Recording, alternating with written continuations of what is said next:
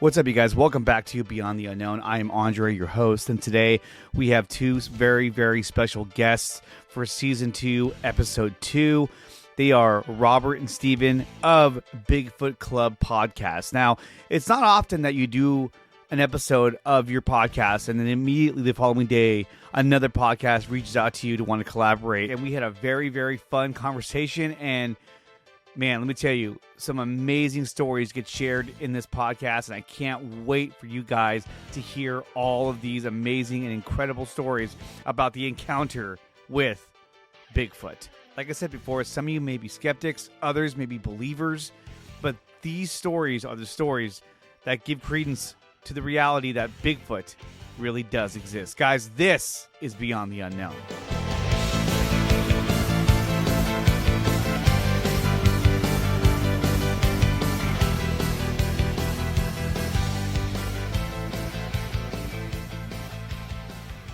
What's up, you guys? Welcome to the Beyond the Unknown, Episode 2 of Season 2. Once again, I'm joined by my co-host, Daniel. Daniel, what's going on? What's up, man?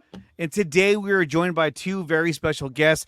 They are Robert and Steven of Bigfoot Club Podcast. Guys, what's going on? Hey, man, what's up? Dude, we're happy to be on.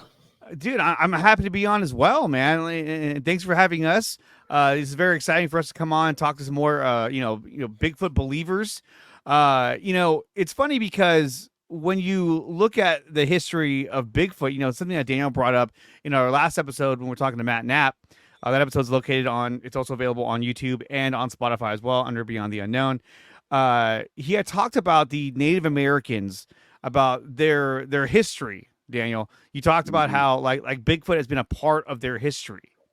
Yeah. Can you touch on that again real quick? Because I thought that was really interesting, that aspect of Bigfoot. Well, I think it tied back to a little bit more about myths and stuff that you only hear about in books, and just kind of even though things happen in the past and you haven't been able to actually find it, it doesn't make it fake, right? So if Native Americans have been talking about it and settlers have been talking about it for a long time as well, then there has to be something true with it. A lot of folklore and stuff like that can actually be true in a sense. Sometimes it's actually over dramatized. It's just a little over the top.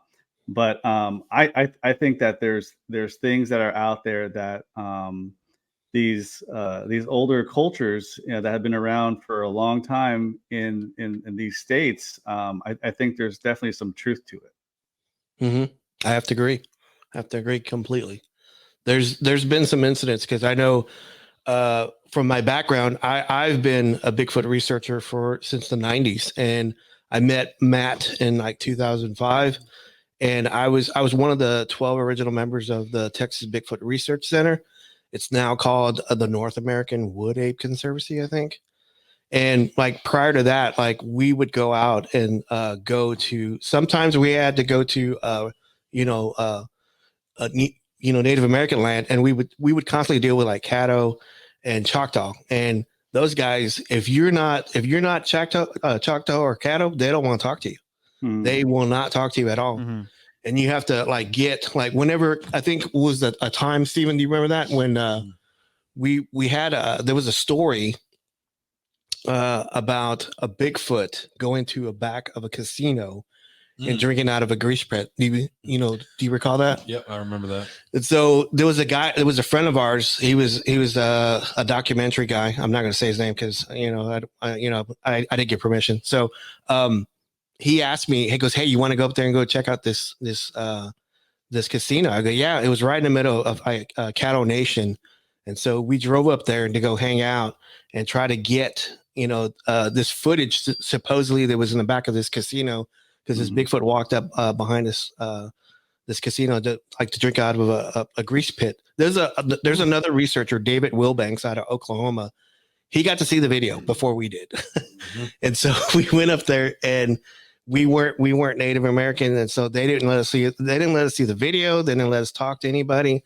And we drove all the way up there. I said, man, I don't want to leave without, talking to anybody. So we had to go into town. We had to be ushered by Caddo police, and we had to talk to like the elders there, and then we had to get like a liaison to walk with us to talk to anybody. Nobody wanted to talk to us at all. Right. So we drove up there, and we ended up talking to a native affairs officer, and I had a tape recorder. And this is back, we didn't have digitals back then, so I had a tape recorder, and I had it on, and he says, "Turn that off, and I'll talk to you." So I turned it off. He goes, "Man, they're here all the time. I just can't say it."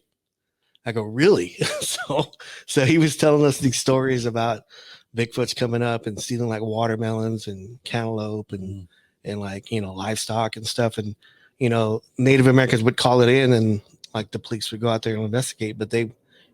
Other than their own tribe, they wouldn't talk to anybody else about that. So it's just real tough, just to go off what Daniel was saying.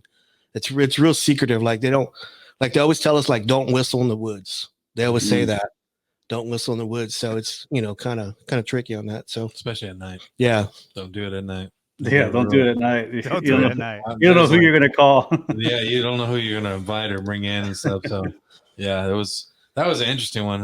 I still to this day wish that we saw that video. Yeah. It would have been nice. Yeah, because like right prior for us leaving, because we had the one gentleman that was filming everything, and then we had the liaison with us, and we were in the woods, and I get out of the vehicle, and the guy asked me, "What are you doing?" And I said, I'm gonna go do a tree knock. So I went out, I did a tree knock, and like Steven followed me, right?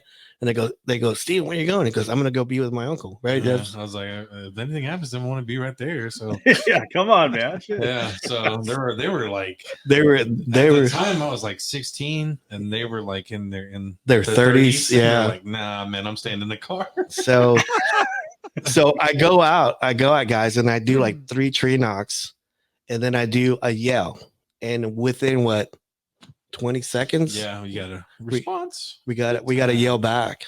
Response. And our liaison goes, "It's time to go. We should probably go." And it was like 6 something. Yeah, it was about to be night, and he's like, "You guys, really need to get out of here whenever it's like before nighttime." Yeah. Like, So okay. Oh my God.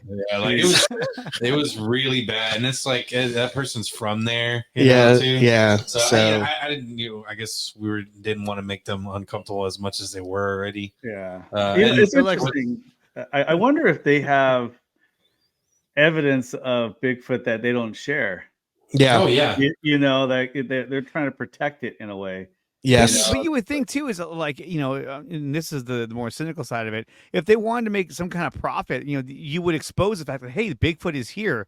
And it just bothers me so much that Bigfoot has become such a taboo, where it's like, if you talk about Bigfoot, it's like, oh, here we go. Like, I mean, this is totally off topic. Well, sort of. Like today, my in-laws were over. We're having breakfast, and he goes, "So, what's the difference between a Bigfoot and a Yeti?" I was like, "What are you talking about?" Because it was hell random. I was like, "What?" And like, "Oh, I heard you were doing, a podcast about like Bigfoot and stuff. What's that all about?" And so I talked to them about it, but again, it's like the first inclination is that like, oh yeah, that doesn't exist. You know what I mean? It's kind of like, well, dude, with the amount of reports and stories that are out there, it's kind of like, look, it's hard to say that something like this doesn't exist out there. I mean, you want to tell me that everyone thinks that they see Bigfoot when it's really a bear? I highly doubt that. Yeah. I met John Bennernickel. He's a wildlife biologist out of British Columbia. He's already passed already. But he came down for the Texas Bigfoot Research Center's first Bigfoot conference. And he's got one of the best books. Like, if you're like a beginner, like in Bigfoot, I would highly recommend getting his book, because it's a really good book. Yeah. And I asked him the question. I said, how come we can't film a Bigfoot? What's the deal with that? And then, he says, Rob goes, "Well, Robert, you have to, he goes, a deer is like really has a really good sense of keen smell and sight and hearing, but it has a small brain." He says, Bigfoots are the same thing, but they have a big brain. So if they don't want you around, if they don't want to be seen, they will go. And if they want to be seen, they will let you know. You know, they will, because Right. I think at times they pick and choose people. I don't know why, but they pick and choose people to let them see them. Mhm. I don't know why, but that's just one of those things, like, you know, with the veil, thinning of the veil, you know. So Mhm. there's just a lot of there's more like I think Matt said before, there's more questions than answers on stuff like that. So Oh yeah, for sure there is. I so mean, you know, and I mentioned it with Matt. You know, it's just I think there's a lot of curiosity that comes with that species, mhm. because you always hear about them. Well, you don't always, but you hear about them a lot more. Like, you know, peeking through the bushes, peeking around trees, you know, walking away from something. But you know, you don't. You do hear them, but they're less infrequent. Of more like, hey, right in your face type of experience Yeah, where yeah, like this guy just came swinging out of a tree and just jumped right next to me, and I was like, no, you don't hear that very often. It's more of like it's a curiosity that got the best of him, and then you know ended up someone ended up seeing him. So yeah. you know, it must be quite the experience running into something like that in the woods, You either know, day or night. absolutely, because like, you know, I've researched a lot of stuff, and I'll say this: I've did it in Texas a lot, in East Texas, over in uh, Lamar County. I've done it there, and Mm. it took me about 6 months because I knew there were Bigfoot there, because we were getting sighting reports out of there, because our first sighting report out of there was because inside Paris there's a Campbell Soup factory, and it's right next to Pat Mays Lake. And so we got a sighting report of a security guard saying that these Bigfoots were coming to the back of the company and like rummaging through dumpsters. And Mhm. so we drove down there to go talk to him. And then when we got there, it was like, you know, mum's the word. He didn't want to talk to us anymore. And so, but we knew there were like Bigfoot there. And so constantly, it took me like 6 months. I would go knock on doors. I would Mhm. hang out at boat ramps over by Pat Mays Lake with a parabolic dish, and just sat there for 6 months until I actually started getting either stories or people, or like I would hear stuff in the woods. They got closer and closer and closer. I'll just say this out loud. I've never seen one, but I've had rocks thrown at me. I've had, you know, Mhm. it screamed at both of us, you know, me and Steven. And Mhm. so we've had all this stuff happen to us, but I've never seen one. But I've, you know, it just took a while for them to come closer to us as we were like camped out in certain areas inside Paris, Texas. So, When you talk about them screaming at you, can you uh, describe that story of when they screamed at you? yeah, there was an incident one time. Stephen, you weren't with me. Mm-mm. We were in Oklahoma and at this town called Moyers, and it's right on the edge of the Kiamichi Mountains. And so, you know, they call them mountains, but they're really just big hills. Right. So, so you have to own property to be like in these Kiamichis, and you have to have, you know. And I had a buddy of mine. He had a cabin up there, so we went up there to go, you know, spend the weekend, clear out his cabin, you know, cut some firewood and stuff. And then he was telling us there's a dam down the mountain. He wanted to go check it out, that the owner had built so for people couldn't go over there and fish. So we walked down there, Mhm. and once we walked down there, I smelled like rotten eggs, like garbage, Mm. like pee and like wet dog. You know, you smell it. I go, do you smell that? Yeah, And we go, that's a yeah, common smell, the wet dog. Wet yep, dog. Yeah. Yeah. yep. And so there was this tree line that's probably like, I don't know, maybe 30 yards from us. Mhm. And then we would hear these growls, just whir, whir, whir, whir. And like, I go, that's not a pig, right? That's, you know. And it just got louder and louder and louder, and it was, as it was getting louder, it was vibrating our chest. And so at that time, you know, we didn't have any weapons. This thing sounded really, really angry. I was real early, like in my Bigfoot research stuff. So I think the older me would have just like stood there and just like, okay, come out, whatever. And like Like my, let's do this. yeah. Yeah. And so It's time. the younger me says, okay, we're leaving. So we started walking up this hill. And at that time I was out of shape and I could not run up this hill because it was just too steep. Mhm. And I remember that hill. I remember Yeah. in high school when you showed me that hill. Going down was so easy. I was like, oh, they had this is what they're talking. And then going up was a different story. I was like, oh my gosh. Yeah, it was steep, and like, you know, let me just say this, guys. On the way down, you know, it had just rained, so there was gravel and there was mud and there was puddles, and so I was looking at every puddle, every piece of like mud to see if I could see footprints. There was no footprints going down, and as we were coming up, there was now footprints parallel to the you know, our track, and I go, that wasn't there before, and like some of the water was moving still, you know. Wow. and like these puddles. Mhm. And so we could hear it growling and getting louder and louder. And then for some reason, I don't know why I did this, but I just yelled really loud, okay, we're leaving now. And so it stopped. And like we went up, you know, went up the trail back over to the cabin. Later on that night, you know, we got some rocks pelted at us throughout the night. And the back of the cabin was slapped a couple times. Oh shit! Would you have laughed if whenever you said, okay, we're leaving now? It was about damn time. Oh yeah, then it's like, whoa, right. Okay, this is not a Bigfoot. Yeah. They can talk. I don't think it's not. It actually is a Bigfoot. Yeah. But So, even that story yeah, alone, like the growling you were talking about how you can feel like vibrating in your chest. That's how deep and kind of bassy that the growl was. I mean, there's not a lot of creatures out there that can make that type of, you know, vibration and noise. I don't even think a bear in would the do US. that. Yeah, you know, because like I was telling you like prior before that I did like 20 years of research, and then I was a case director for a paranormal group for like 10. And I had another podcaster tell me when I was being interviewed by them, I was comparing ultrasound to what's the other one? EMF. EMF. Mm-hmm. And she says that sounds like the same, because like, you know, whenever you get bombarded by EMF, everybody's different. I always say this all the time. You know, everybody has like different feelings. They get lightheaded, headaches, they get nauseated, you know, they get scared. And the same thing is with you know, that ultrasound. And there's no data for this, but there's like only like whenever I interview people, I would go back and talk to them. I said, were you scared? Were you nauseated? Did you have a headache? And they go, yes, I did.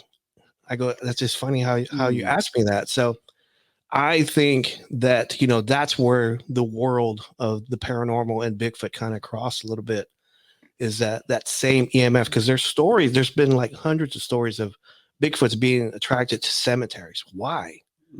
I always wonder that. Why? Is it because there's paranormal activity there?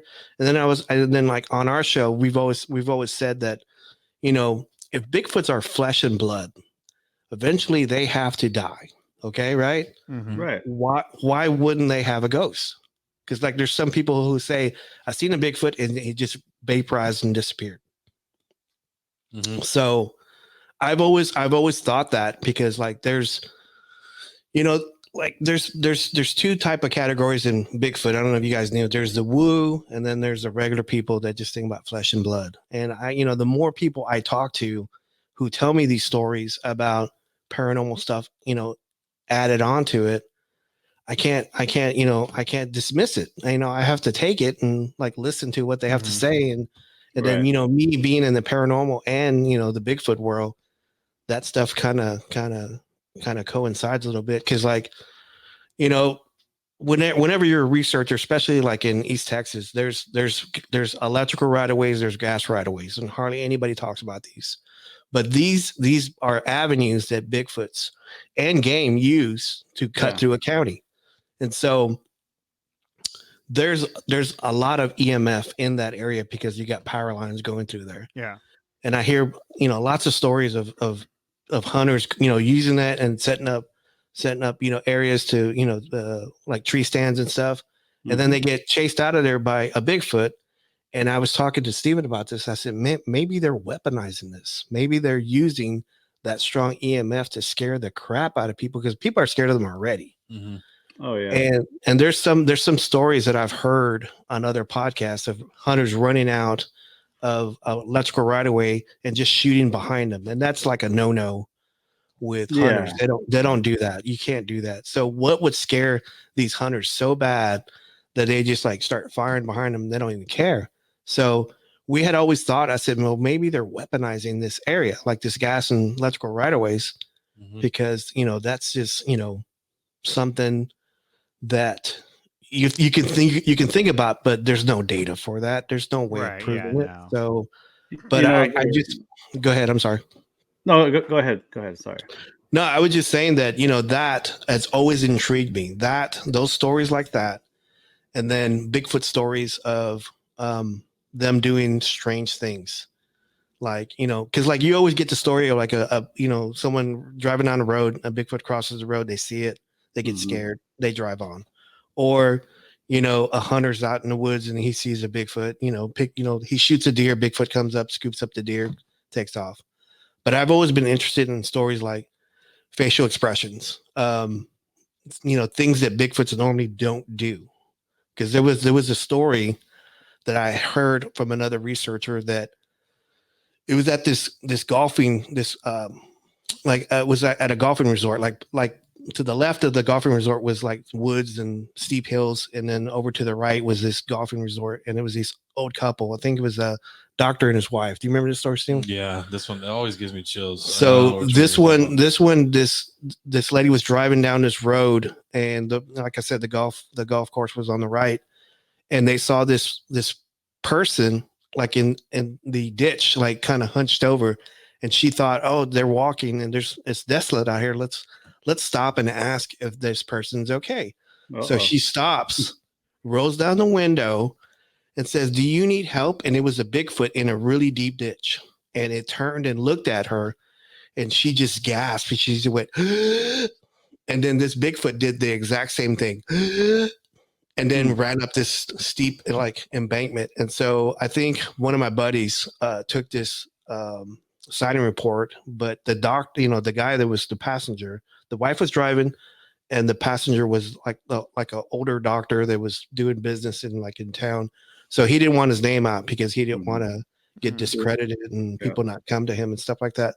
But stories like that's I've always been interested in stuff like that. So that reminds me of a story. Oh, sorry, Andre. That reminds me of a story I heard recently where there was two guys, I believe it was in Arkansas, and this happened about 20 years ago. One of the guys was playing college baseball or for like a junior college of some sort, and they like to hunt. You know, they're in their early 20s. They go out in the woods to try to find some desolate area to kind of set up a turkey hunting area. And they drove their trucks about as far as they can drive, and then they had bikes, so they took the bikes out and they drove out about another 45 minutes, and they decided, hey, let's just finish this on foot and see if we can find anything. So they walked for at least another hour, they said, and there was a guy in the front and a guy behind him, his buddy behind him. He was like 10 feet behind him, and the guy in the front had a rock thrown at him, and they both stopped and they looked around, and they even said, hey, knock it off, like, show yourself. Because they thought it was just some dude out there, but he was just like, there could be no one out there because we're deep in the woods. And he's like, we're basically on like private land out in the middle of nowhere, doing things that we shouldn't be doing. So they decided, well, let's keep on walking. So they kept on walking, and about 15 minutes later, another rock was thrown at them. And this time the guy in the front turned around and was able to locate where it came from. Mm-hmm. And he said that he saw a hairy man, basically a Bigfoot out there. And he said that he was standing next to a tree and really long arms past his knees. He can see his face. The skin was kind of gray, he said, and he can tell that it was a male Bigfoot, which is interesting because you don't hear that very often. People who see them be able to identify, is this a male or a female? I mean, you would think a male Bigfoot would be showing off a little bit here and there, This junk you talking about? Yeah. Like, So woo! so he waited about 10 or 15 seconds as the Bigfoot dashed out of view, and he's like, man, I ran up that hill as fast as I could. I was literally up there within I was up there less than 30 seconds, and when I got there, there was nothing. There was nothing up there. It's like it disappeared. And he said that he's like, I don't know why I felt it, but I felt static. I felt static up there. Mm. Like there was like a static charge. And he goes, now when I go in the woods and if I feel that static charge, I know that there's one around.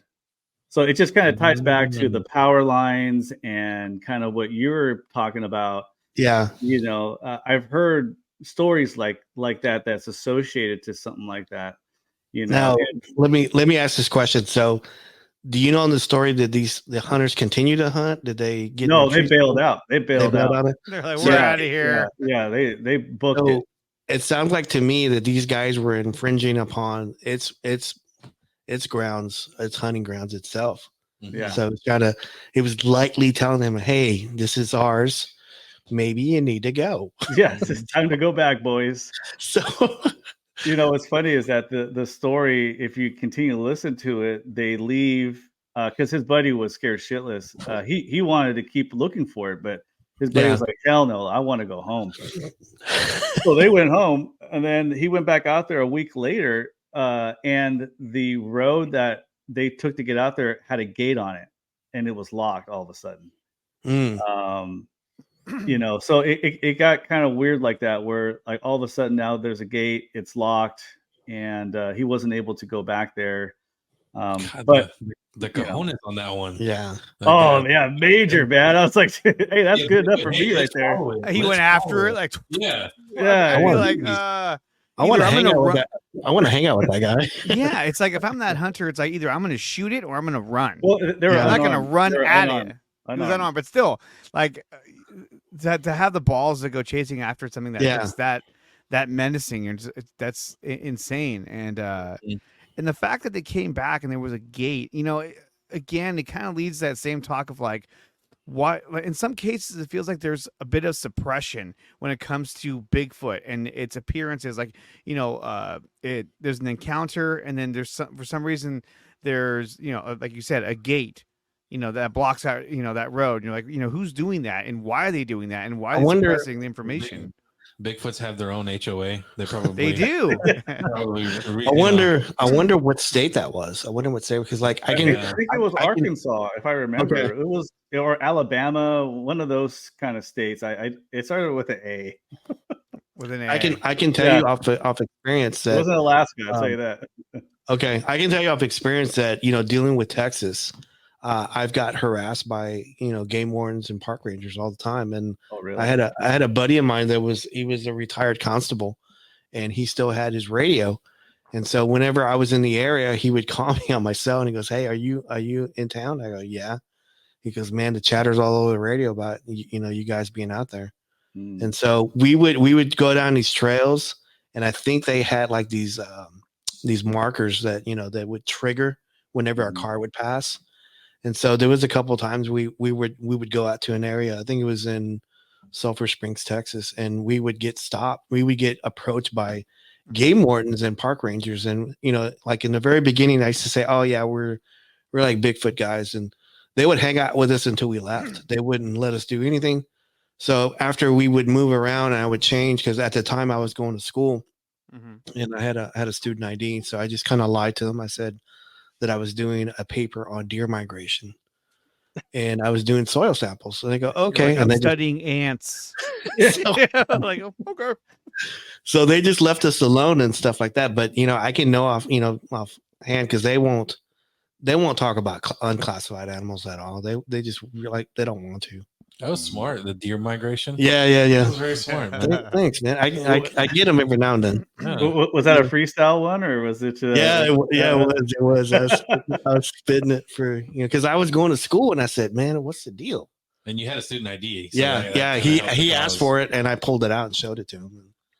It was DeVry though. It was like Rye University. He They're like, he wasn't smart enough to figure it out. yeah, I'd have been like, so does this have something to do with like electronics or electrical? Yeah. Or Yes, No, yes, no, it is. Electronic deer. yeah, we're Yeah. trying to make game cams. Yeah. Hey, I wanted to ask you guys a question. So, Yeah, go ahead. what made y'all pick this topic beyond the unknown to do this podcast? What was the base on it? So I have my other channels, but I always had a fascination. So did Daniel as well. But I always had a fascination in the unexplained, paranormal, extraterrestrial, and obviously cryptics, or cryptids, that is. And Bigfoot in particular. Growing up, I remember we used to have these set of books. You remember those books, Daniel? The ones that mom and dad got from Costco way back in the day. And these books had like UFO. They had the legendary Bigfoot pictures and all that stuff. And it always just intrigued me. And I always wanted to kind of dive into this topic, to find answers, to talk to people, to understand different perspectives of these topics. And so I started doing this last year. And then this year, after we started doing our sports channel, I asked Daniel, I said, hey, man, I said, would you want to come on there with me and do some of these interviews? And he was like, yeah, dude, let's do it. And it just makes it that much better, because before it's like, I was doing this by myself and just talking to different people, that I would meet. And it's tough, but like when you have a co-host and my brother, it makes it that much more funner. So that's what got me into this. I've always, with me, I've always had a really big fascination with UFOs and extraterrestrials. He's always been more of like the Bigfoot guy. And like I was telling Matt, not too long ago, I had reached a point where I said, you know what? I don't know if Bigfoot is real, because we would have found it by now. We would have had images by now. But the more and more I listened to not only his podcast, but other podcasts and other stories and research, I started to tell myself, you know what? I think this creature really does exist, because why would you have this many eyewitness accounts? People, coming out of nowhere to tell their story, to not make a single dime off the story, and to put themselves in a position of ridicule. Yeah. But absolutely. They want to tell this story because, the amount of trauma that it can cause an individual to see something like this, where you see something that you cannot recognize, you cannot identify what it is. And I think that, this is something that has existed for a long time. And when you look back at, art from the Middle Ages and from before, you would see, images of what looks like UFOs in the air. And, people back then, I mean, I would even say now, but people back then had no idea what they were looking at. They don't know what a shiny object in the sky is. They talk about, these chariots that would come down from the skies, but that's all they knew how to describe what they were looking at. And so when you have encounters where people see these things and they still cannot figure out what they're looking at, but they lock into the main details, the hair, the size, the size of its arms, its face, if they get a good enough look at it. So there's definitely enough eyewitness accounts that tells me that this creature does exist. And when you look at where it exists, right, it's not just like, oh yeah, there's been a ton of sightings in Oregon. No, I mean, like when you look at a list of like some of the top places that have the most encounters, you're talking about Washington, California, Florida, Ohio, Illinois, Oregon, Texas, Michigan, Missouri, and Georgia. This creature exists throughout the country. Pennsylvania, New York. So and when we talk about how we don't see their corpses laying around, right? No, obviously they're in the deep woods. So if one were to die, the decomposing, it would happen fast, or decomposition, that is. But if these things are living, in groups with one another, they likely bury their dead. They likely, dispose of, one of their dead's bodies in its own way. And I think that there is a level of intelligence as much higher than like a gorilla. You know, I think these things are able to communicate with one another. I think they have traditions, and the fact that they are extremely good at hiding from human beings and disappearing just like that. Right now, we talk about paranormal. We talk about the static electricity and other factors like that. But when we talk about just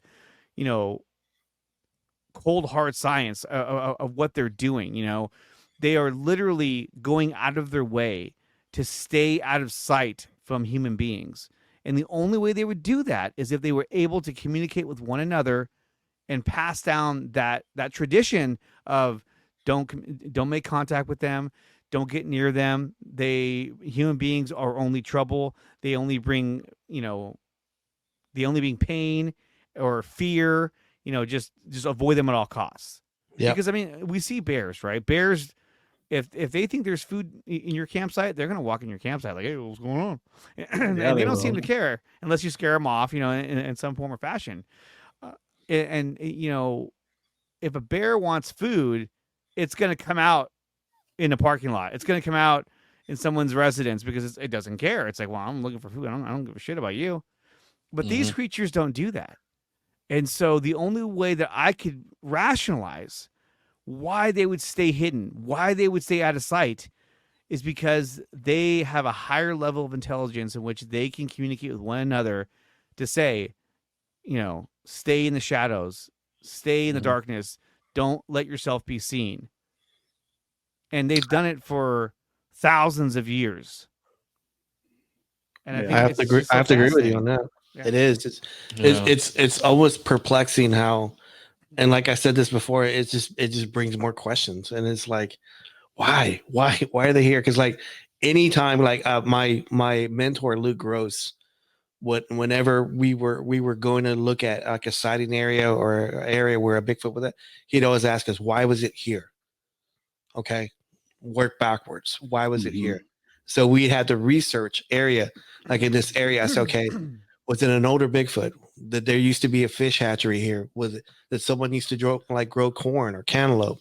Do the research. What was here that causes this Bigfoot to come through this area? Like, because there'd be some areas that say, why is the Bigfoot coming through here? And we would just think that way. And it's just like, I don't know. It's just, we had to think outside the box most of the time on stuff like that. But the question I was going to ask y'all is, had you guys ever had an experience, whether it's like cryptids or UFOs or paranormal? Have you guys had any experiences? Well, I mean, just to kind of back up and kind of give you a little history about myself, but I will answer that question next. I first got into Bigfoot. I'm actually his older brother, to be exact. Did I say you were younger? Yeah, what? Did I say you were younger? No, but I am the older brother. But yes. What do you call it? I think it was like, honestly, it was probably Harry and the Hendersons that first got me into it when that thing came out. I was so young when that came out, but good movie. A great movie. But ever since then, you start picking up documentaries. My wife thinks I'm a total nerd because I watch documentaries on Bigfoot all the time. I got my kids into it. I've gone camping up in Lassen State Park for many, many years. Shasta, Shasta Forest up there. And I'm the only guy that does the Sasquatch calls at night. Because I would do them out there because we're literally an hour off the main road in some thick woods next to a river. So my experience with field work is doing the Sasquatch calls at night, and I'm the only guy that was doing it because I'm just kind of weird like that,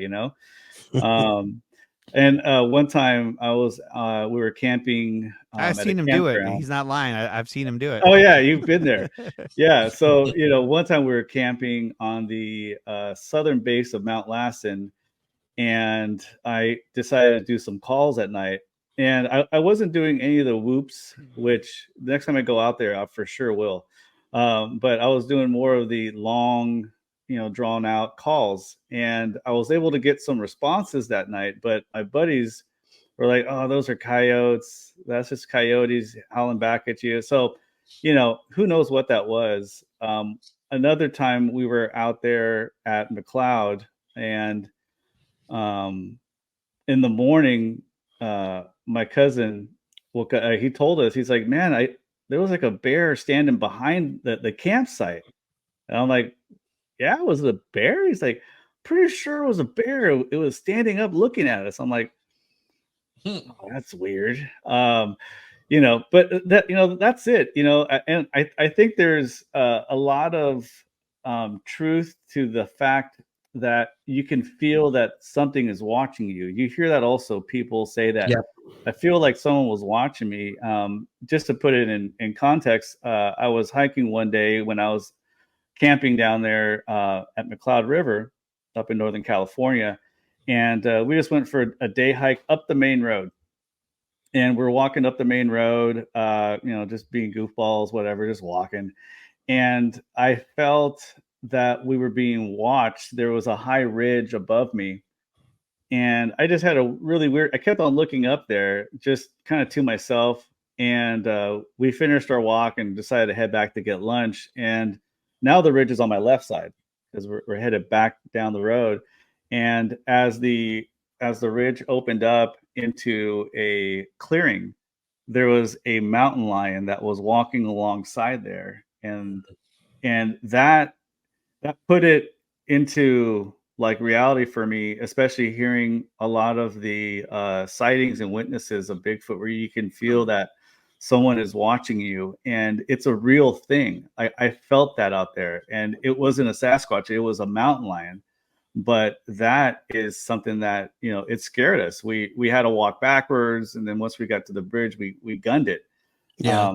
But being watched while you're walking in the woods, you can feel that. Did you feel like nauseated or headache or lightheaded or anything like that? No, none of that. No, I mean, Okay. I might have been lightheaded because of camping too much, too many beers. But those things, that's a whole different world. But no, I didn't feel any of that. It was just a feeling that someone's watching you. Right. Okay. So any paranormal incidents or anything like that growing up in an old house, anything like that? I never had anything that really stood out to me like, oh, that's a ghost. I've had weird things happen to me where you're sitting there and all of a sudden you hear a voice right next to you, and it's like really like loud, and you're thinking, am I the only one that heard that? But it sounded so real that you're like, man, what is it? Just my subconscious? Is it my mind playing tricks on me? But really just kind of stuff like that. Nothing where things were moved from where it was prior or anything like that. Not that I don't think that exists. I think there is truth to that, because I feel that we all have spirits within our body, and sometimes depending on the kind of event you have in life and your ending of your life, that spirit can leave an imprint on where you were. And I always use the example of if you put in an umbrella, or you put something over some grass and it's a hot day, and when you pick that off the grass, there's an impression of that. And That's that a good way to to put me, it. yeah, that's kind of the way I think about it, is if ghosts do exist, it's an imprint of something that was there, and it's usually a person that was there. And I feel that people have spirits, and that's what really ties me into Bigfoot. Like you said, flesh and blood, or what was the other? You said woo. Yeah, the woo people believe that there's portals and dimensions that they step into. Right. Yeah. So I don't know much about that, but I feel that if it's flesh and blood, then that is a connection I can have to it, because it exists on Earth, and that's kind of how I look at it. There's one particular story that I was doing, and it was this gentleman. He was a contractor of mine, and he used to wrestle. So he's a big dude. He's a big burly dude, and he actually wrestled Andre the Giant. Up in, I think, either Georgia or Atlanta or somewhere, Atlanta, Georgia, or somewhere, or Tennessee or something. But he was going out to East Texas to go confront his brother-in-law about working, and his brother-in-law lived out in East Texas, and he said he had a critter problem, and he said that this thing jumped out when they were walking to I think the river to go get a fish trap, because that's how he was supporting his family, was hunting and fishing. So they were walking out to go get a fish trap, and this thing jumped off a ridge and landed in front of him. And when he was telling me the story, he said it landed in front of him. And then I said, I go, did it show his teeth? He goes, yes. I go, did it rock back and forth? He goes, holy shit, man, were you there? So I go, continue. So he was telling me the story, and he said this thing was like 2 Andre the Giants shoulder to shoulder. That's how big this thing was. Huge. And he said when it stepped into the woods, he said, and this always stuck with me. It just bothered me too. He said the woods swallowed it up. He said that it was like behind trees, that he knew that this thing was so wide that you could still see it, but he couldn't see it. He said it just stepped into the woods and it disappeared, but he could hear it, and he could see like trees were moving, and they were like going the opposite back to their house. And this thing was like, he was trailing them. It was kind of like shadowing them out. And so whenever he told me that story like that, I go, this wood swallowed it up. I go, swallowed it? He goes, yeah, it just disappeared. You hear that a lot too in a lot of stories where they simply almost just like kind of walk backwards and let the forest just sort of inhale them, and they're just gone. Yeah, because this guy, he never told anybody. He never told his kids, never told his wife, and I think he got divorced for it. Because he wouldn't talk to his wife about it. Wow. And then he had heard that I was into Bigfoot, and then he called me and goes, hey man, can I talk to you about something? And this was like 30 years later. I said, yeah. So we ended up talking like 8 hours on the phone. And he says, I just want to get this off my chest, man, because like this has always bothered me. He had night terrors. And so I explained to him, I go, that this thing was not going to kill him. And he didn't believe me. He goes, man, I don't believe you. I go, if it really wanted to kill you, it would have done it. Because this thing moves so quickly. And he said, I go, you just stepped in its way to get food, because, that fish trap was his, and it was providing for its family. And so when you encroach upon his grounds, he's going to come out, he's going to show his teeth, he's going to rock back and forth, he's going to shake trees and bushes. And that's just part of it. And then he realized that. He goes, oh man. And then he stopped having like these night terrors. And I, even to this day, I still talk to him, and I ask him, hey man, what's up? What's going on? You doing okay? So there's a few people that I've helped throughout the years that I still talk to, and I try to help them out the best I can, because I kind of got to a point, and Steven knows this, that, I quit trying to like prove they exist. And I just try to help people, because there's people that seen this animal or this thing, and they have a hard time coping with it, because they can't go, sometimes to their spouse or their family or their local law enforcement or whatever. So I try to be Bigfoot Club tries to be a conduit for everybody that, that has these kind of experiences. Because like we end up talking to some people, and they never want to come on the podcast. They just want to talk. So we end up talking to them anyway, but we don't record it. So we end up talking, just, helping people out, trying to deal with it. So that's kind of how, we see things and stuff like that. So yeah, and I think that's really cool, because I mean, just listening to you guys and your sincerity, and talking with Matt, and just other folks that I've been watching and kind of listening to as I'm working or something like that, or driving home, you can kind of hear that now, where it's like, tell your story if you can, right? Because we want to know, but it's also a way for these folks to get this off their chest, to talk to someone that's not going to look at them sideways, right. Because that's a common thing. Even when I can talk to my buddies about Bigfoot, they just laugh. I mean, I have a Bigfoot snow globe on my desk at work. I've had it for years. I'm one of those guys. It's just like, oh, you got it, Bigfoot. I'm like, yeah, why not? Yeah, I mean, try. Let me just tell you. Like I was doing this before the internet was fast. I would go out to counties, and I knew Bigfoot were there, and I had flyers and I had cards, and I would go knocking on doors, and people would just slam the door in my face. You know, I knew Bigfoot was in the area. They just didn't want to talk about it. Yeah. And so I end up, talking to people at Walmart or the gasoline station or like a tackle bait shop or something. People go, "Hey, you guys are the Bigfoot guys, right?" And I go, "Yeah." And goes, "I got a story for you. Let me tell you." You know, so they'll come up to us and start talking to us. So, especially if you're at a Bigfoot conference and you got a microphone, boy, you get hit up by a lot of people. Go, "Hey, I got a story. I tell you." I go, "Yeah, go, let's go." Mm-hmm. So, but doing the work in the early years, like that's how I met Matt in the field.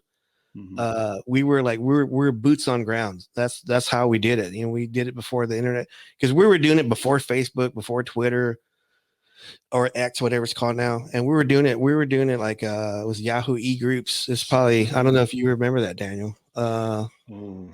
So it was e-groups. That's pretty old. yeah. Oh, come on. Well, I'm just saying, like those don't exist anymore. Like They that don't. service. They don't. Yeah. So we were doing all that stuff, and that's how we were communicating with people, was through e-groups, and I think there was another one called Firefox or something. Mm-hmm. And I was like, it was another one. I can't think of it. Matt probably knows. And but that's how I kind of met Matt, through the internet, and started talking to him. So then we would go out in the field together a couple times, and but it's just one of those things that I don't know. I kind of enjoy doing it. We don't do it as much anymore. Mm-mm. We don't call ourselves podcasters. We call ourselves cryptid sports entertainers. So that's what we go off now. So we kind of look at it like we're the Sports Illustrated for cryptids and the paranormal. Yeah. Because we've done it. We've been in the field. We've done that stuff. Yeah, but I mean, when you look at the amount of creatures / animals that exist in this world that have been undiscovered, I mean, you think about what lies at the depths of our ocean. Like only a small percentage of our oceans have actually been explored, and so there's a number of species of animals and sea life and creatures that lived in the water that we've never even seen before. Mm-hmm. And so then when you think about the amount of animals that live out in the wilderness, in the deep parts of the wilderness, I mean, there's no telling how many different types of creatures are out there. And so when it comes to a creature like Bigfoot, I mean, these things live deep in the woods. And there are a lot of encounters where they're not alone. There's one, there's two, there's three. I mean, they seem to live in groups. Sometimes they're seen on their own. Sometimes they're seen in multiples. Yeah, and so we've got a couple stories that that we talk about Bigfoot penis a lot. Hopefully, we can say that on your show. Can you say that on the show? Yeah, go right ahead. There's a couple stories, and then I think Bigfoot Club is probably the only one that actually talks about Bigfoot penis. So, Bigfoot penis. Well, hey, remember I brought it up earlier. Yeah, he did. Yeah, you sure did.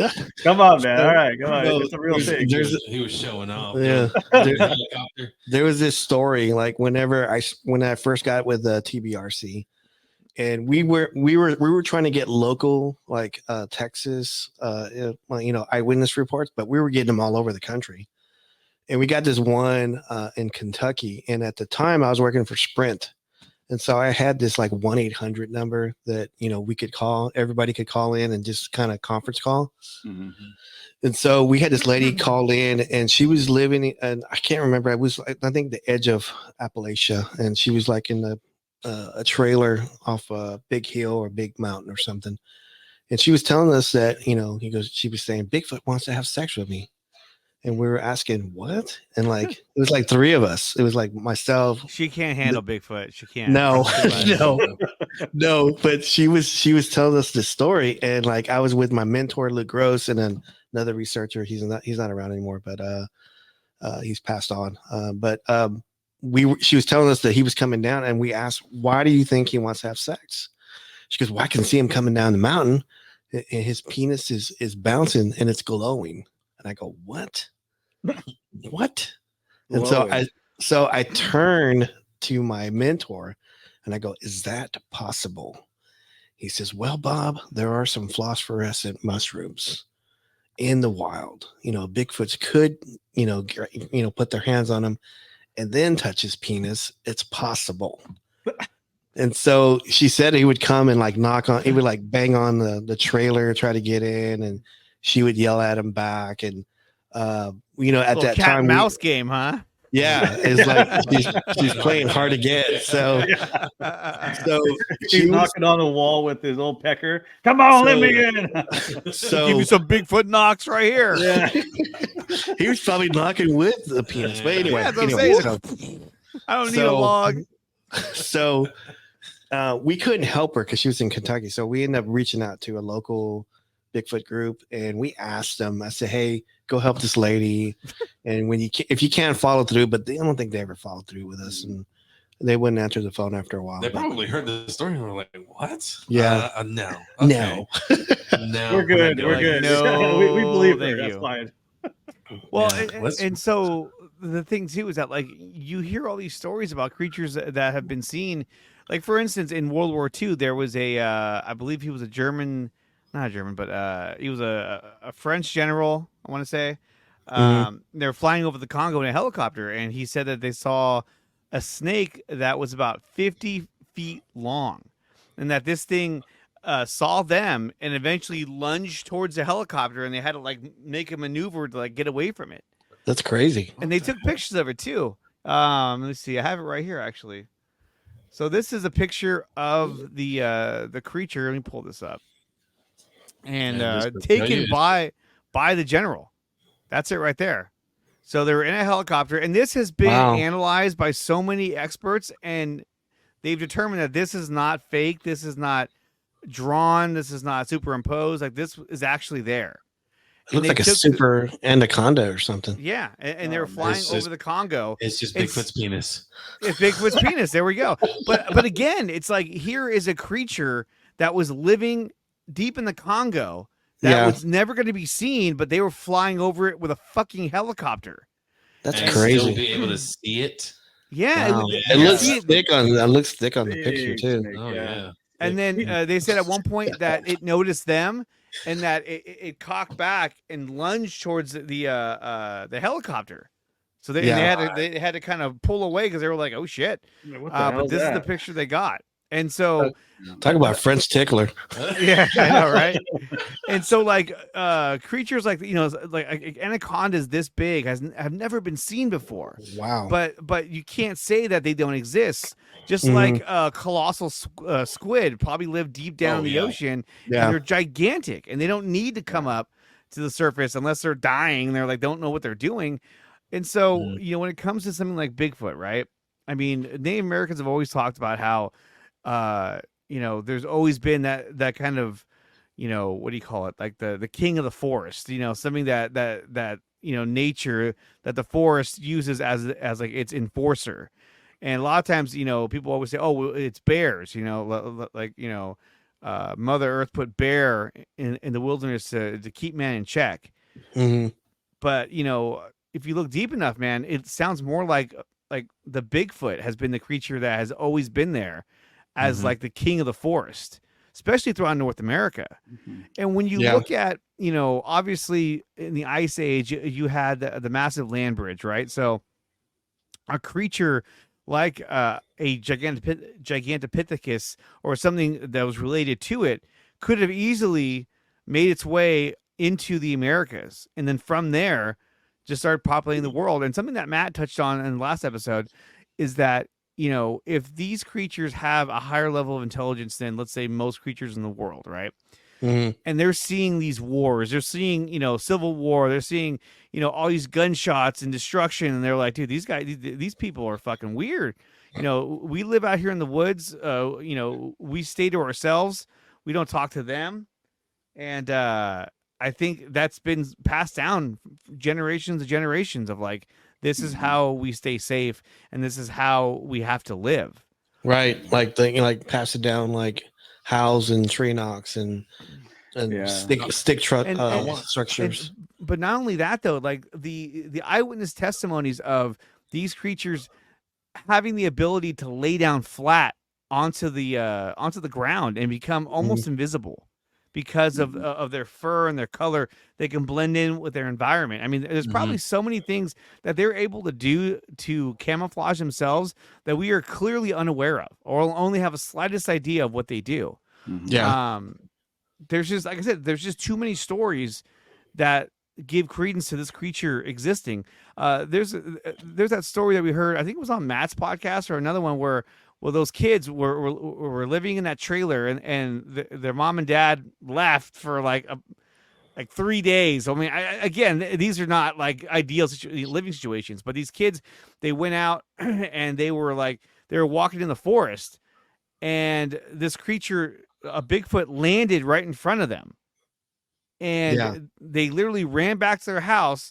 Were so scared that a few of them hopped into like Ice cooler, the ice cooler, You know, and they saw it. They saw it looking down in there, like, he's trying to figure out. This story also was on These Woods Are Haunted too. Yes. So Yes. Matt interviewed the guy that was on there. So he said Yeah. that he said the woods that haunted, These Woods Are Haunted, had changed the story just a little bit, slightly. But I think if you listen to Matt's story, it's the unedited version of it. Yeah, So. it's the uncut. Interesting enough, like I think it was maybe 20 years ago. I could be wrong, but they found hobbits. Hobbits living on an island, right? As another undiscovered type of species of ape or monkey or human kind of creature. I remember watching some shows on another, or reading some articles, apologies, on another type of early human that they believe buried their dead. This was the skeleton remains, right? You're talking about skeleton remains? Yeah, skeleton remains in a cave. They found some drawings in there, very primitive drawings, but it was an undiscovered species that scientists didn't know existed on Earth. So I think when you tie in those type of folklore that, hey, we didn't know it was there, or maybe it had been talked about, and they find it, then why can't something like that exist for a Bigfoot? Yeah, absolutely. I mean, especially if it has the skills and ability to find its own food, create its own shelter. I mean, these things, as far as we know, don't even use fire. Yeah. And more than likely they don't, because it draws the attention of predators. It draws the attention of man. And so they're like, no fire. And these things are big and hairy. I mean, I'm sure they can keep themselves warm, but you never hear about like, oh, I walked up on this random fire and it smelled like wet dog everywhere. It's usually they don't even use fire. Because I always say this all the time, is that when you're trekking to the woods, you got to realize you have like clothes detergent, you got body spray, you got deodorant, you got leather in your shoes, and if you have a gun, you got gun oil. And so if a moose were to walk through your living room, you would know it, because it's like musty and it's wet and it just smells like an animal. So if a moose walked through your living room, you'd know it. And if we're walking through the woods, the Bigfoot's going to know it. He's going to know it before we do. Mm-hmm. So I think a lot of times whenever you hear stuff like that, whenever people see it, I think I always said this before, I think Bigfoots just kind of choose who they let them see like them. And sometimes they just duck out. So one of the things that you brought up though was that, what if, these Bigfoots ghosts are haunting these areas, right? And so when you start thinking about that, that level of, paranormal when it comes to even like a Bigfoot, right? So if they have a high enough level of intelligence that perhaps when they die, that their soul will still remain. I know we're going off into a tangent here, just like how human beings, they'll haunt. Their spirits are known to haunt, homes or areas of high trauma where somebody was killed or murdered or whatnot. So it's an imprint, So if a Bigfoot has a high enough intelligence that when they die, depending on how they die and when they die or whatnot, that they have also the ability to remain in as a spirit. And those are the ones that people see where they're able to, what looks like kind of moving through dimensions, because they're a spirit, they're paranormal. Yeah. And they're doing the same things that people see, ghosts do. Ghosts, I'm talking about human being ghosts, that is. And so maybe it is that because they have that higher level of intelligence that they are able to do the same things that humans do when they die in terms of being a ghost or haunting a certain area. And perhaps they take it upon themselves and say, hey, look, when this one dies, he's guarding that area as a spirit, and that's how they kind of keep their domain safe. It's just something to think about, just Right, because of the level of intelligence that they might be able to do that. Yeah. I love the way you guys think. I really, really do. After watching that episode with Matt, I came to a realization. I didn't talk to you about this. Is that maybe because there were Matt was talking about the what do you call it, the tree structure art things that, Yes, that each yes, because yes. why does it look the same as the Bigfoot that did in Arizona or Washington or Australia? Mhm. I The Wally. I honestly think that when a Bigfoot comes into age, they have a tradition to where they have to they have to do a migration by themselves, Right. to meet an elder who was like the oldest Bigfoot or one of the eldest Bigfoots on Earth, and they teach him the ways of being them. And I think that's I'm pretty sure some of them didn't probably make it to go meet. They got crossed along the way. I'm not too sure, but I think they teach them stuff like that, the making artwork like that, making calls, making what is what to avoid, how to lay down. Yeah. Like I honestly think they really probably put patches of grass or of leaves or branches on the back of their hair, just in case if they have to lay down or lie down, that they become one with the earth or one with the woods. There's the some like structures, the structures that they've been known to make, taking huge logs and trees and creating these structures out in the woods, and then you ask, how can the same Bigfoot from Wisconsin or wherever we said be able to do the same thing that hold on, this thing lost me.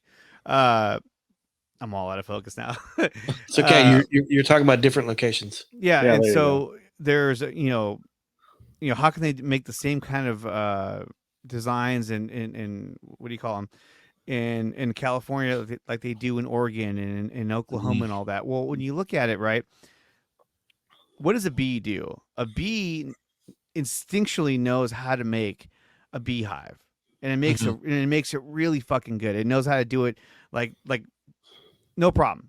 But that's all it does.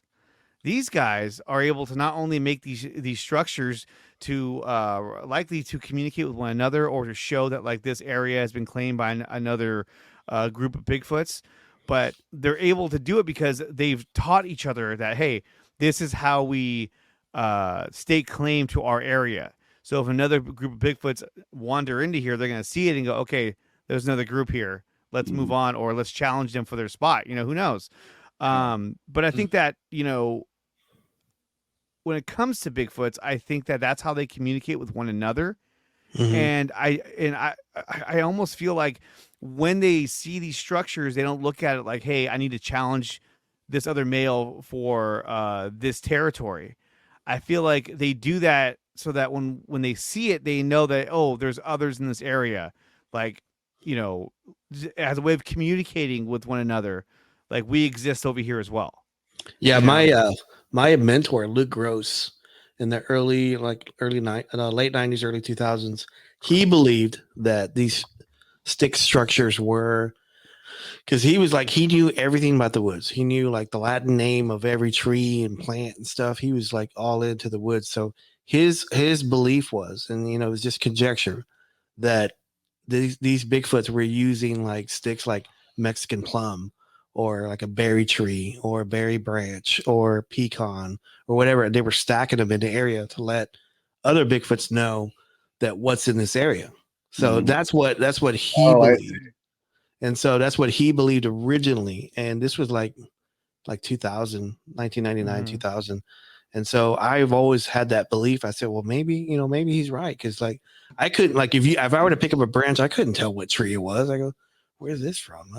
Well, but he knew. Too, you never hear stories about Bigfoots fighting one another. or Right. like a massive brawl happening in the woods that you were like, is that a bear fighting each other? Like, what's going Yeah. on? And Yeah. so that's why it's like I don't think that these things fight each other. I think that these Right. things they lay down markers as a way of communicating with one another.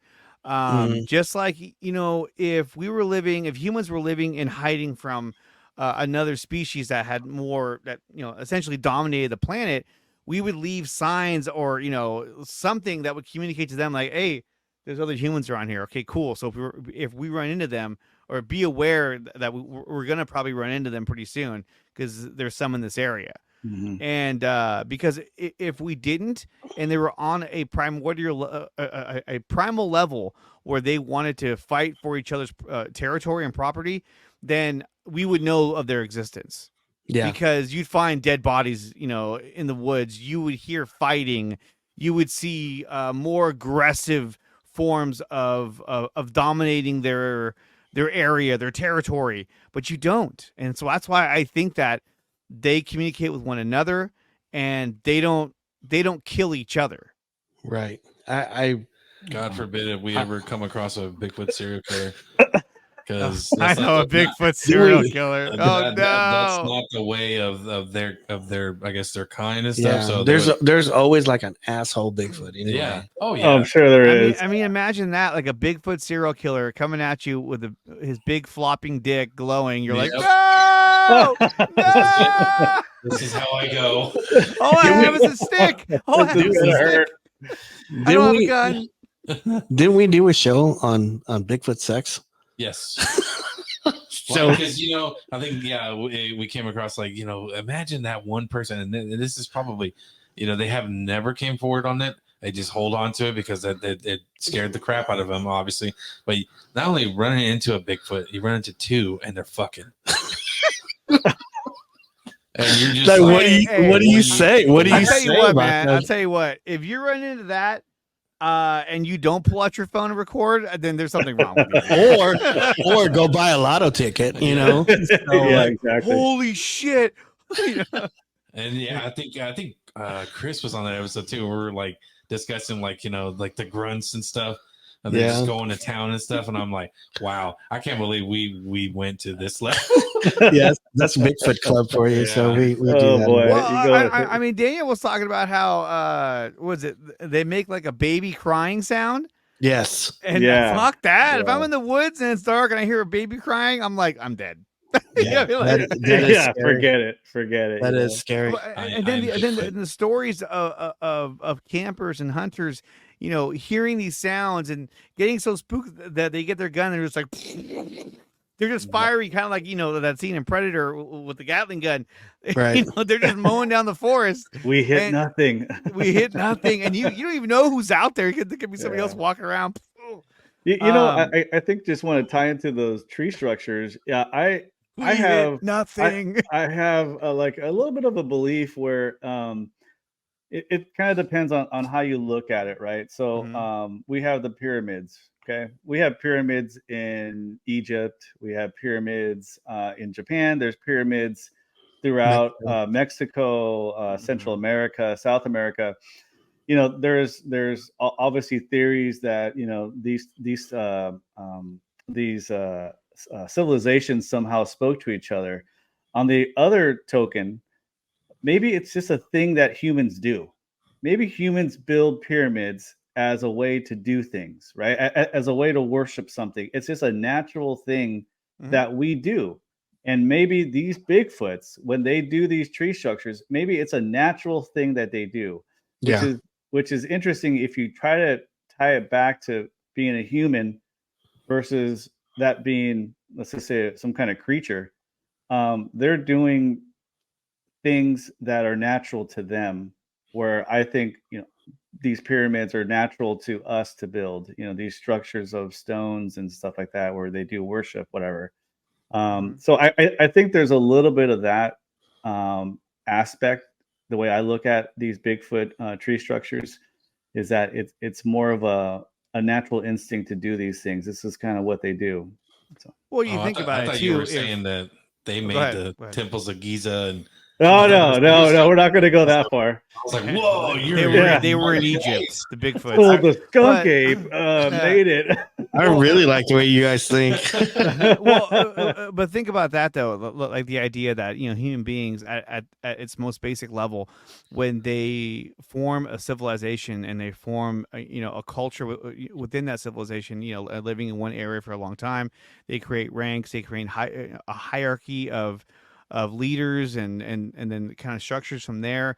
That when they say, okay, we have to build something in order to worship or for whatever reason.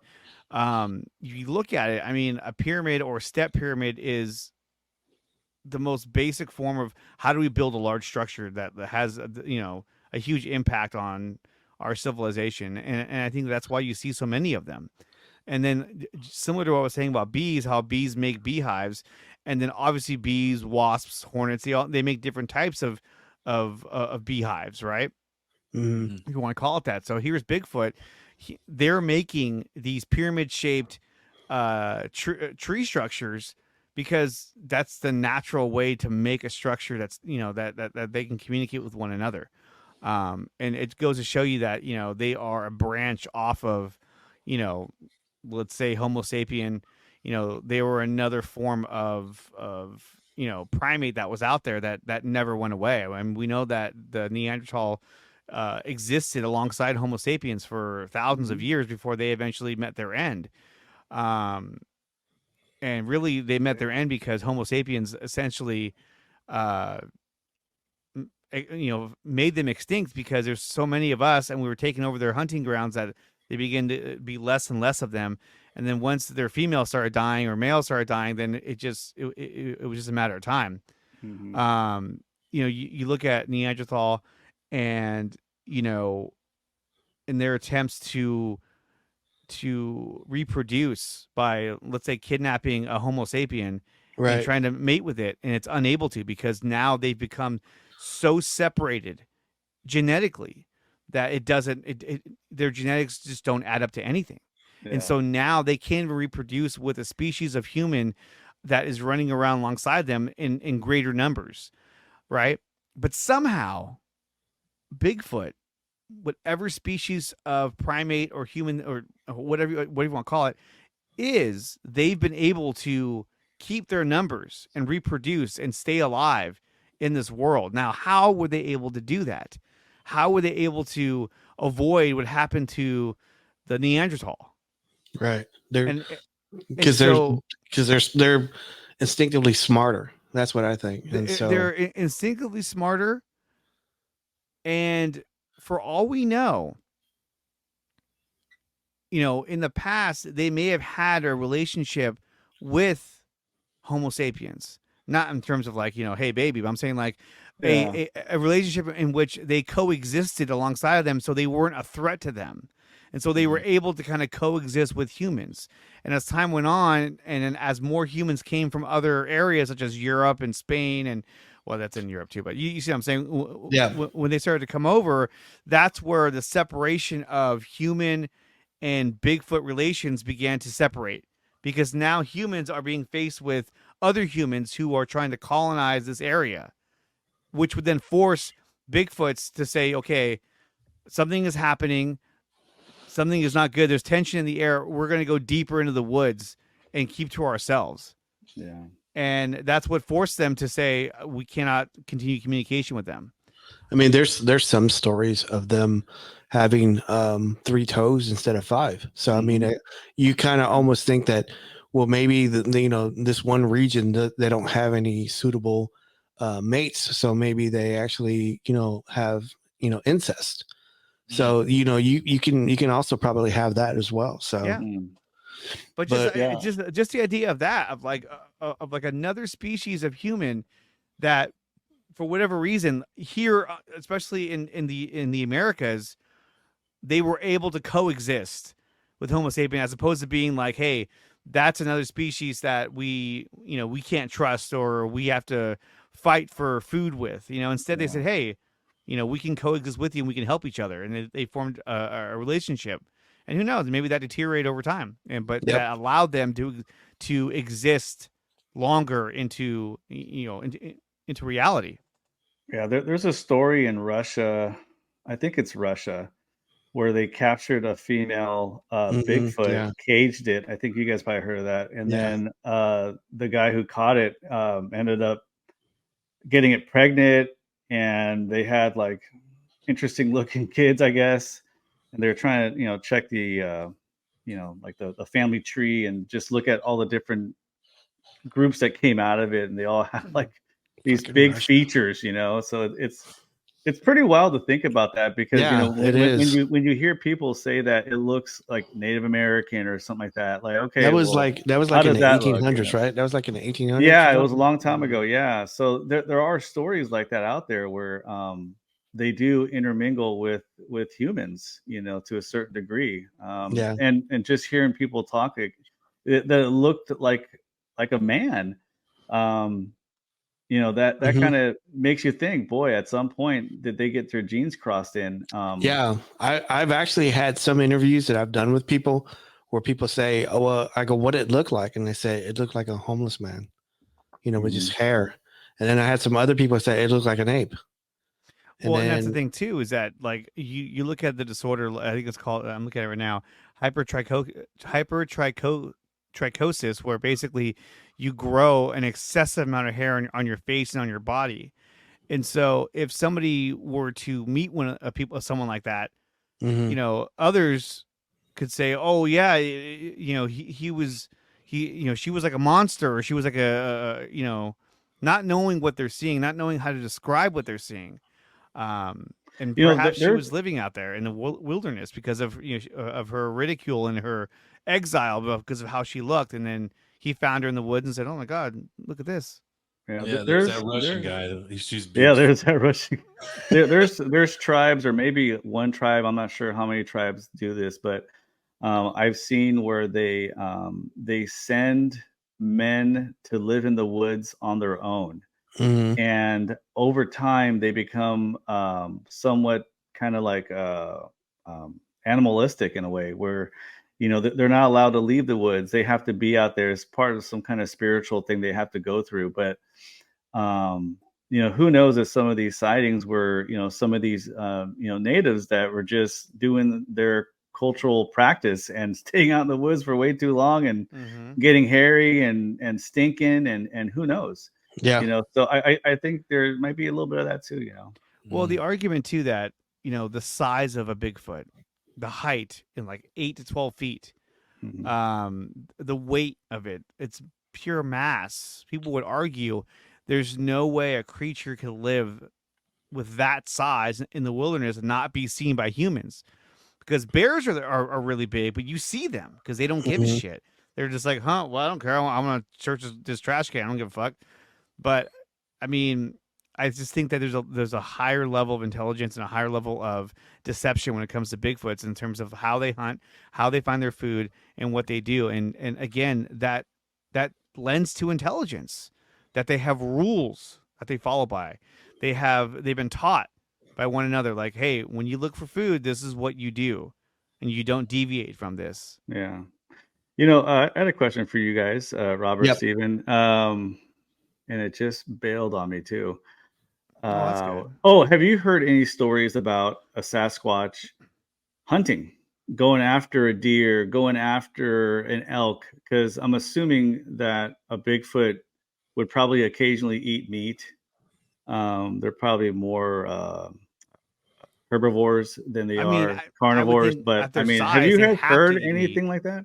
Most of the stories that I've Mhm. had are they're omnivorous. They're opportunistic. They eat, Mm. like they eat anything from dumpster stuff, like I was telling you earlier, Mhm. to grease pits, to watermelons, cantaloupes. And I've heard of them like picking up game. Now I've never investigated any of it, but I've heard stories of them uh picking up stuff. Like one of the guy I was telling you about, the one that said the Bigfoot, the wood swallowed it up. Mhm. That gentleman had hogs. He had hogs, and he had like a high fence around these hogs, and something was picking up this 300-pound hog without even going through the gate, without opening the gate. It just leaned over, picked it up, walked off. So I've never heard of, I mean, I've heard of stories, but I've never interviewed anybody that said, yeah, I shot this elk and this Bigfoot came and scooped it up. You know, Took my meal. yeah, I've heard of it. Like I've read stories about it, but I've never interviewed anybody. Wasn't there a story too that this one always stuck with me is someone like saw like a deer just chilling and then a Bigfoot came up behind it and grabbed its neck, like the base of its neck, and like snapped it back. And then their legs, they snapped it forward and then they just picked it up. Yeah, like I think that one scared the crap. I was like, oh, wow. I think maybe we talked about it on the show once. I think. Oh, okay. It was a story from another researcher or podcast. Yeah, but yeah. Hey guys, do you how does the Bigfoot Club people find your podcasts? You can find our podcast on Spotify and on Google Podcasts. I'll have it up on Apple Podcasts pretty soon. Just under Beyond the Unknown. You can also follow us on YouTube at Beyond the Unknown. Make sure you like, share, and subscribe to our channel. And, of course, follow us on Spotify and on Google Podcasts. Right on. Thank you. Awesome. And, guys, real quick, where can they find you and all of your content? They can go to BigfootClubPodcast.com and they can find all our old episodes. Social media wise, they can just go if they just type in Bigfoot Club, the number 1, and that's all our social media. It's a Facebook, Instagram, TikTok, X is all on there. So YouTube, yep. YouTube's awesome, guys. Thank you so much for coming on here and meeting with us and talking with us. This was so much fun. We'll have to do it again sometime. Real soon. Absolutely. Yeah, that was awesome, man. Thank you. Awesome, all right, dude. Thank you, guys. Good night. Good night. If you have a story that you would like to share with us on our podcast, please reach out to us at beyondxunknown@gmail.com. Paranormal, unexplained, UFO, or Bigfoot, reach out to us and share your story. I need to generate more leads from your website, Google, and your social channels without having to spend money on ads? Our platform provides you with an easy-to-use communication stream that sucks in free leads from your website, Google, Facebook, and Instagram, enabling you to reply and convert them into customers from your computer or from our mobile app. We'll even turn your inbound calls into text message conversations, so you'll never miss another lead again. Once you've converted a satisfied customer, you can shoot them a Google review request with a click of a button, which will explode your positive reviews and increase your position in search engines. The system will also pull new reviews from Google and Facebook right into your conversation stream, where you can read and reply. Jumpstart your business by getting started today. Use the referral code in the description below with the promo code 300POWER to save up to $300 on your first purchase of PowerBrandSystems. Propel your small business today.